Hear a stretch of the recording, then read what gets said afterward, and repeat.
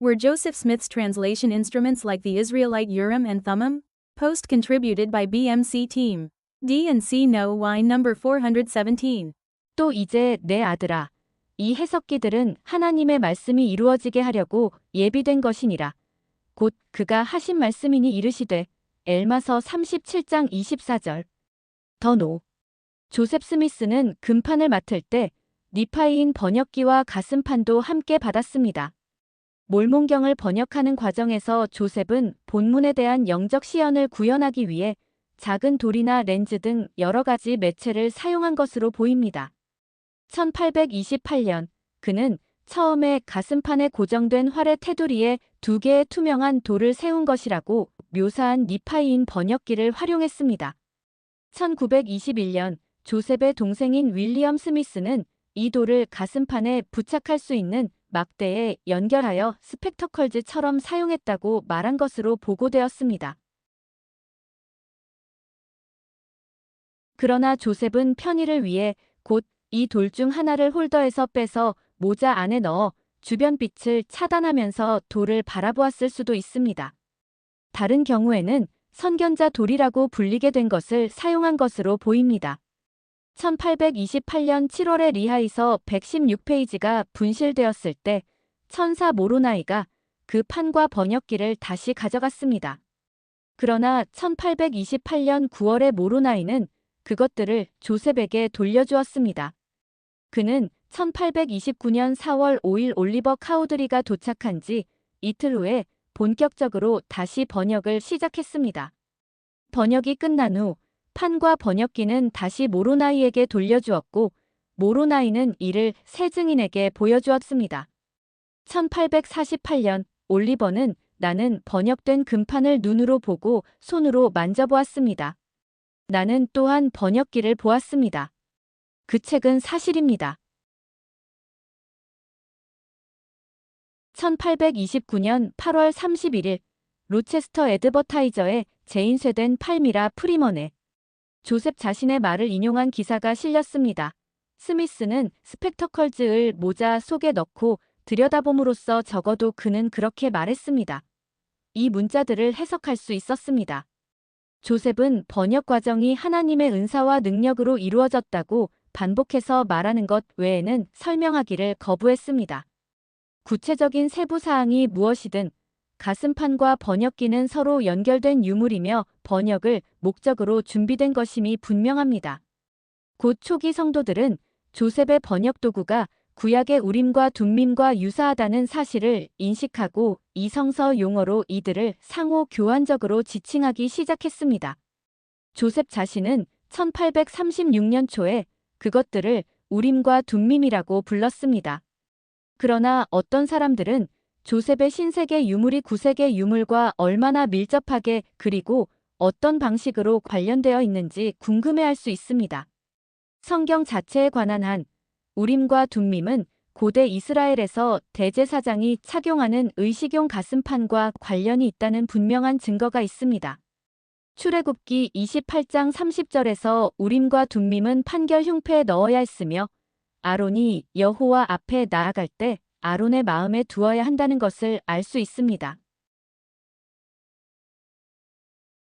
성서학자 코넬리스 반담은 증거가 확실하지는 않지만 가슴판이 우림과 둠밈을 보관할 수 있는 주머니를 제공하기 위해 고안되었다고 의심할 만한 충분한 이유가 있다고 주장했습니다.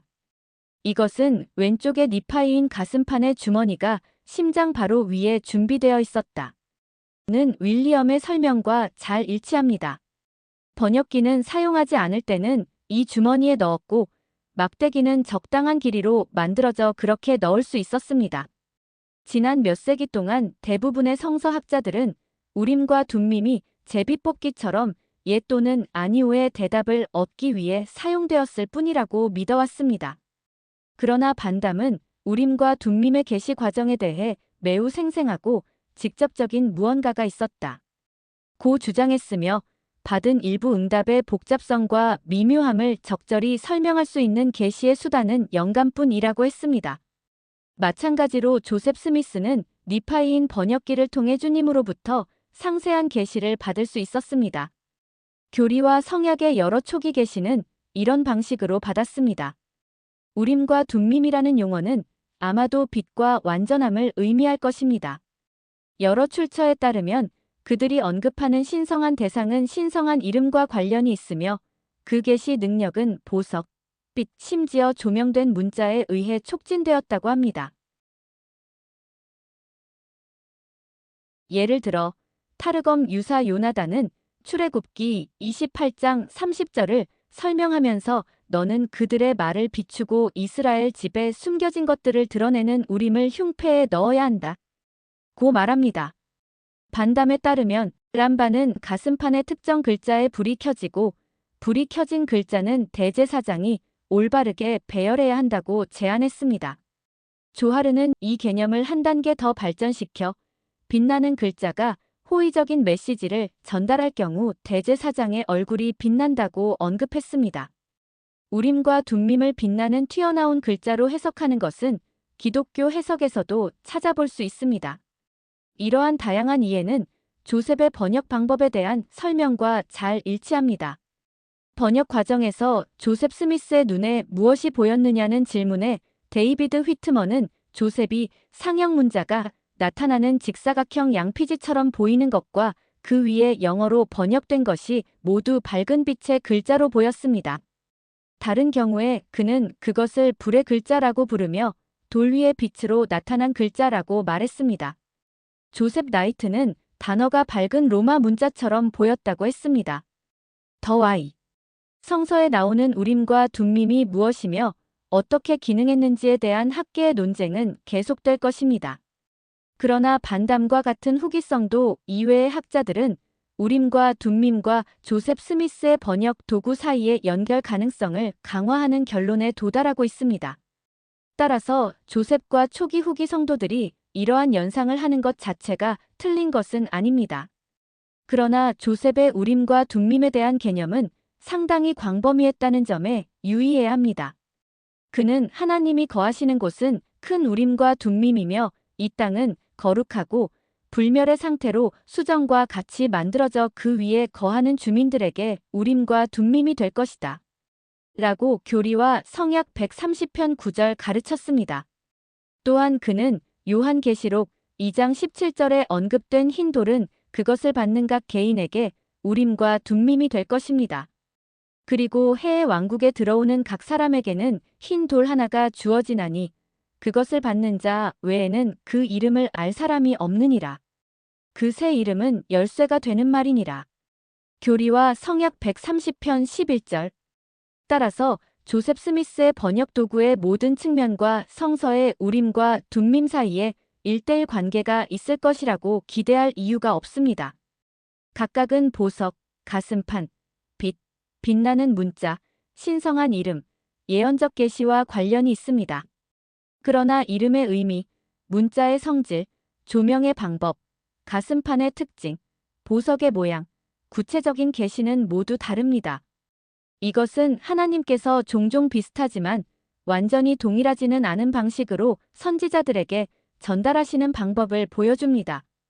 니파이가 선언한 대로 하나님은 이는 내 영혼이 명백함을 기뻐함이니 이 같은 방법으로 주 하나님께서는 사람의 자녀들 가운데서 일하심이라.